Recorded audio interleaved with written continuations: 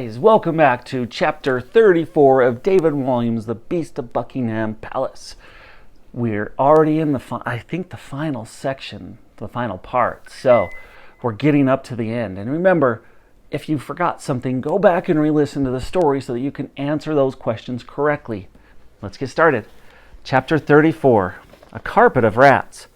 Alfred was stationed at the periscope as the submarine snaked its way along the river Thames. Being underwater was the perfect cover for these revolutionaries. On HMS Scepter, they could move around London undetected. Soon the submarine had reached the Houses of Parliament. This gargantuan Gothic structure sat right on the river Thames. For hundreds of years it had been a place where politicians met to debate the important issues of the day. Now there were no politicians, no elections, no democracy. As a result, the Houses of Parliament were empty and had fallen into total disrepair. The only part of the buildings that did still function was the clock tower, home of the bell known as Big Ben. This chimed on the hour every hour, telling the people of London the time. Now that it was dark, all day and all night, it was hard to tell if 3 chimes meant 3 in the afternoon or 3 in the morning. Still, it was one of the very last symbols of the old order that was still working. If Big Ben still struck on the hour, every hour, it gave the illusion that life was somehow normal. It was important to the Lord Protector, who kept the Houses of Parliament under armed guard at all times. "Big Ben is in sight, Captain Grammy. Captain," spluttered Alfred. "Excellent work, sailor," replied the old Queen. "Now, ladies, there are revolutionaries all over London, all over Britain, awaiting our signal. When Big Ben chimes 13 times, that will send a message for miles around that the moment has finally arrived for revolution."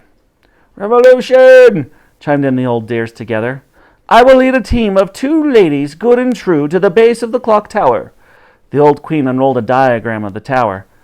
"From the intelligence we have gathered, the so-called royal guards are stationed here, here, and here." With her gloved fingers, she indicated a number of places at the base and top of the tower. Big Ben, Clock Tower, Houses of Parliament, Royal Guards, Westminster Bridge, more Royal Guards. "Our mission is to seize control of the bell tower itself at the stroke of midnight. A moment too soon and the guard will raise the alarm. A moment too late and it will have missed our chance. Instead of 12 strikes, we will change the clock's workings to strike 13. Once safely back here in HMS Scepter, we will be ready to launch the orb." "Orb?" asked Alfred. The old Queen winked mischievously and paced over to a huge metal container. She whisked off the cover to reveal an antique torpedo with ORB emblazoned on it. "Oh my goodness, Grammy!" exclaimed the boy. All of a sudden, he was terrified these old dears might blow themselves up, taking him with them. "Beauty, isn't she?" said Granny, patting the torpedo a little too hard for Alfred's liking. "This will blow a ruddy great hole in the side of the Tower of London, freeing all those innocent folk locked up there." "I hope you know what you're doing, Grammy," remarked Alfred. "Mama is one of the prisoners." "Of course we do, boy. Just look at my crack team. We are in our prime." "Hurrah!" chimed the old ladies together. Their prime looked a while ago, but the prince said nothing. It wouldn't help. "Enid," called out the old Queen.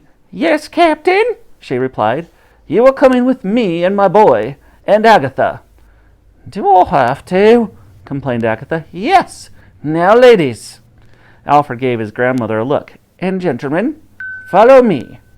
The ladies picked up their handbags. What do the old dears need their handbags for, thought Alfred. Next, Grammy grabbed a rusty old torch and led the other 3 up the metal ladder and out of the submarine. The 4 of them stood wobbling on the bow of the vessel as it gently rocked in the swell of the Thames. Alfred looked up at the clock tower and took a deep breath. After all the bravado with the old ladies, he was beginning to feel sick with nerves. "You tickety-boo boy?" asked the old Queen. Yes, Captain. Ready for action," he lied. She swung a rope with a hook on the end of it back and forth a few times. Then with all her might she threw it high into the air. Whoosh! The end hooked on the ledge of a Houses of Parliament. Clunk! Grammy checked it was secure. Then, looking smug with her handiwork, she hissed, "Still got it! Now, ladies and gentlemen, follow me." One by one, the 3 old dears used a rope to scale the river wall. Agatha put her walking stick between her teeth like a pirate might, a cutlass as she climbed.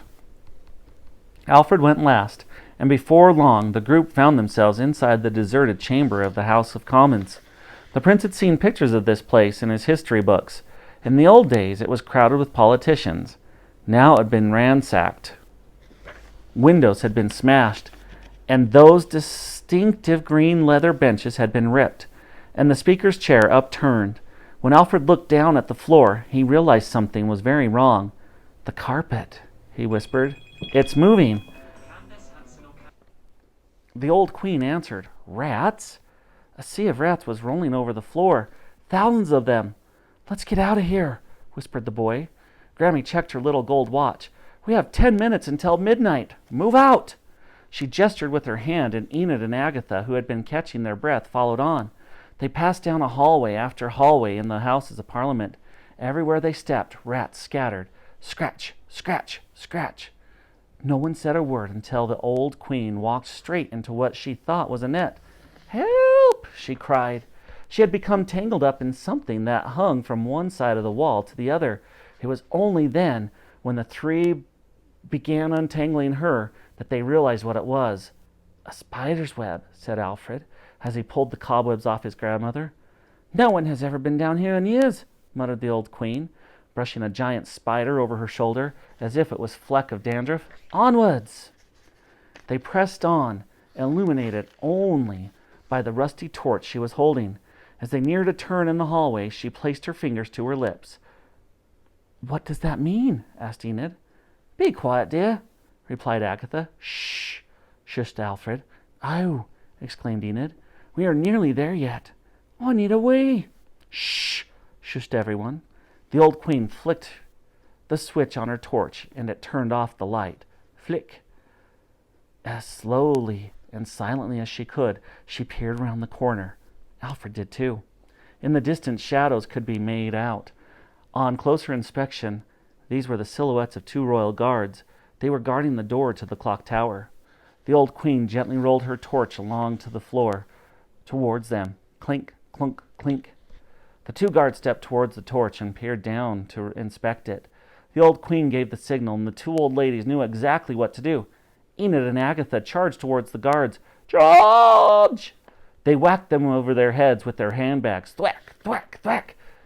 That's why they needed their handbags. With the guards dazed and confused, Enid and Agatha attempted to wrestle their laser guns off them.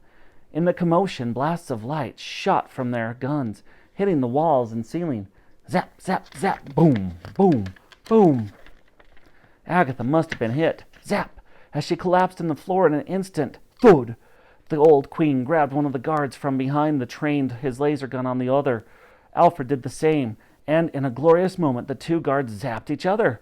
Zap, zap! And fell to the floor. Thud! Thud! Immediately attention turned to Agatha. "Agatha? Agatha?" asked the old queen as she began to slapping the old dear around the face. "Wake up! Wake up!